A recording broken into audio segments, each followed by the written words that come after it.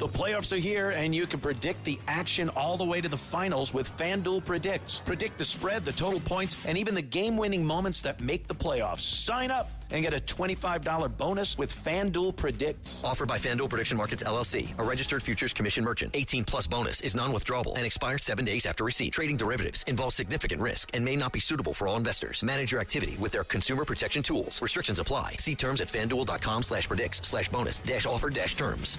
Listen, all you New Yorkers.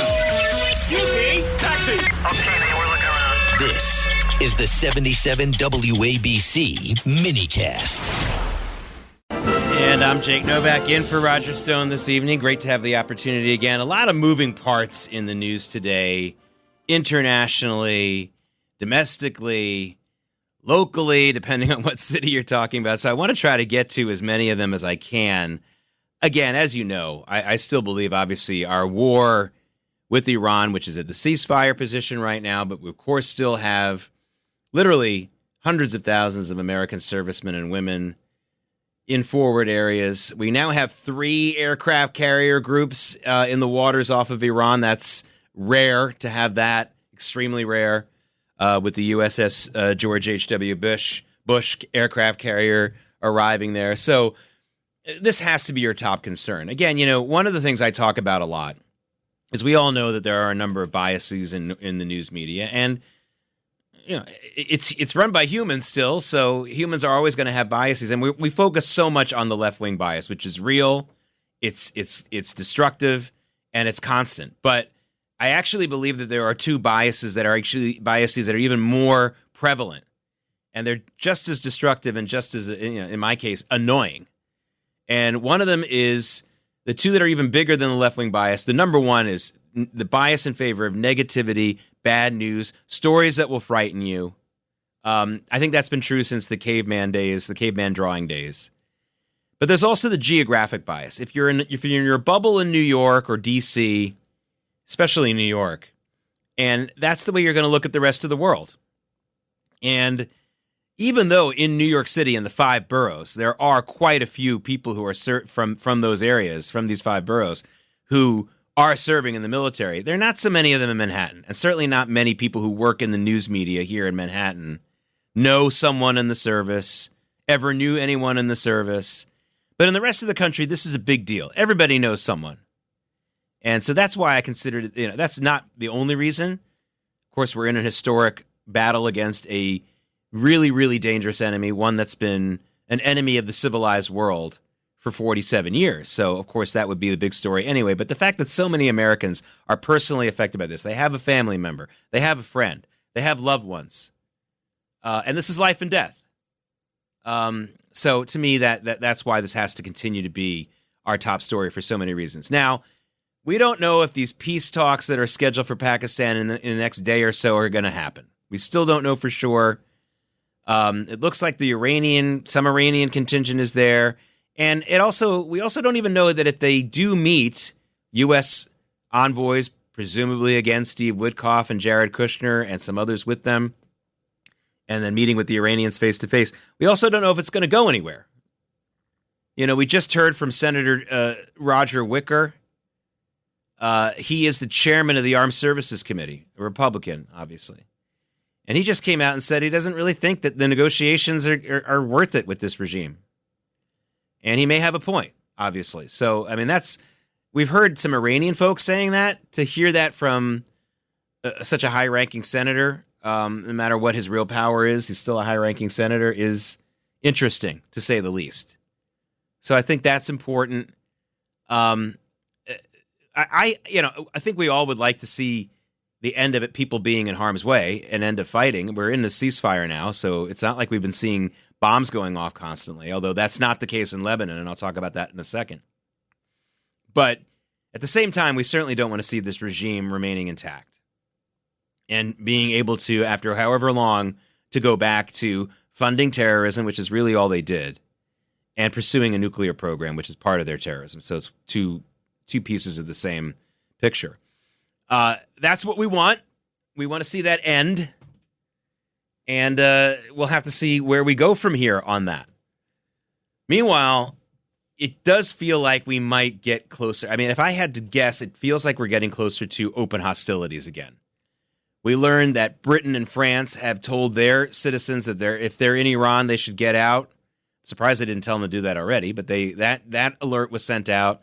The U.S. has sent an alert to U.S. embassy workers in London. If you're working in the U.S. embassy in London, they want you to be extra vigilant for Iranian-backed terror attacks in London and in Great Britain. So, sometimes you hear that stuff and you realize something's going to happen. And that's exactly what happened before the war in Iran started in the first place several weeks ago. People who were considered non-essential personnel at all those U.S. bases in the Middle East within range of Iranian attacks were told, here's your chance to get out. People in Israel at the U.S. Embassy told to get out. If you remember this. And sure enough, a couple of days later, our attack on Iran and Israel's attack on Iran began. So, I see my voice is cracking because we're talking about life and death here. It's getting me a little nervous. But, this feels like an absolute precursor to perhaps hostilities beginning again. I would love for Iran's regime, what's left of it, to just unconditionally surrender already. It seems obvious to people like you and me that they're not going to win this thing, and there's nothing they can do really to salvage themselves. And all these erroneous reports about the Trump administration being ready to pwn up tens of billions of dollars to this regime are just that, ridiculously erroneous. It's just so stupid. I know where they're coming from, by the way, and I'll talk about that in a second. But there's no chance of that happening. So, sure, it makes sense to you and me, but we're not dealing with rational people. Now, as far as where all that money and where these reports are coming from, I did some digging into this because during the week and last week, I was hearing from some of the usual suspect Trump haters in my timeline and in my personal life. And they're like, oh, are you going to apologize to Obama for all that money he gave to Iran because Trump's going to give him more? And I'm like, what? Who would he even give it to? I mean, think of the logic of that. And then I realized where the reporters are sort of getting this. And this is not an excuse for them at all. This is still a ridiculous stretch. This is coming from the floated idea that when Iran either surrenders or a regime goes there in place that will work with us, the U.S. government will encourage U.S. oil companies to start doing business in Iran, which will, of course, lead to billions of dollars of investment in Iran. It's not like pallets of cash going to the terror leaders of Iran, going to the mullahs like Biden and Obama gave them. I mean, it's quite the stretch to say, oh, see, Trump's going to give them even more money. It's not even to the same people, and it's not in the same way. And it may not even happen. I don't, just because the oil companies will potentially be allowed to do that doesn't mean they're necessarily going to do it. They got a lot of drilling to do here. And even if things are peaceful forevermore in Iran after this war is over, it's a schlep, as we say, to go over there. They may have as much oil to drill here in this part of the world, and on and on, and again, a lot of other points. Now, again, as I said before, I was going to tell you what's going on in Lebanon.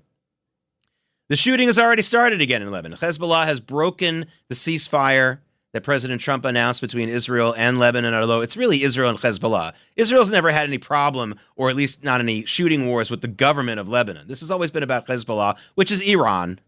It's just Iran's Lebanese army, Lebanese terror group. And Hezbollah has broken that ceasefire several times in the last day or two, and the Israelis have had to retaliate. They're almost in full-blown blows over there. So, This is all developing right now as we speak, and it's going. And again, if I were a betting man, and you can't say that lightly anymore because of these these betting markets where you can bet on war outcomes, which is really very scary, especially since some of the people who make these decisions and carry out the war have been caught betting on these things. It's kind of like Pete Rose betting on baseball, if he had been betting on his own team. We'll never know for sure on that one. But the thing is, if I were a betting person or advising someone like that, and I would like not to know someone like that, I would tell them I think this thing is going to get hot again. The war is going to get hot again, if I had to guess. I hope not. I would really like to see an unconditional surrender. I would like to have our USS Missouri moment for you history buffs. That's where the Japanese surrendered to Douglas MacArthur on the deck of that ship to end, effectively World War II, because the Japanese lasted longer than the Germans. But I don't think we're going to get that from this crew. And because of that, I think we're going to get into a hot war again. Hope I'm wrong, and I hope we get that.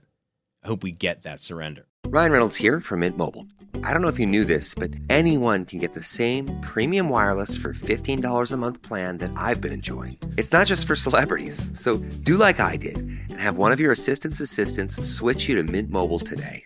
I'm told it's super easy to do at mintmobile.com/switch. Upfront payment of $45 for 3-month plan, equivalent to $15 per month required. Intro rate first 3 months only, then full price plan options available. Taxes and fees extra. See full terms at mintmobile.com.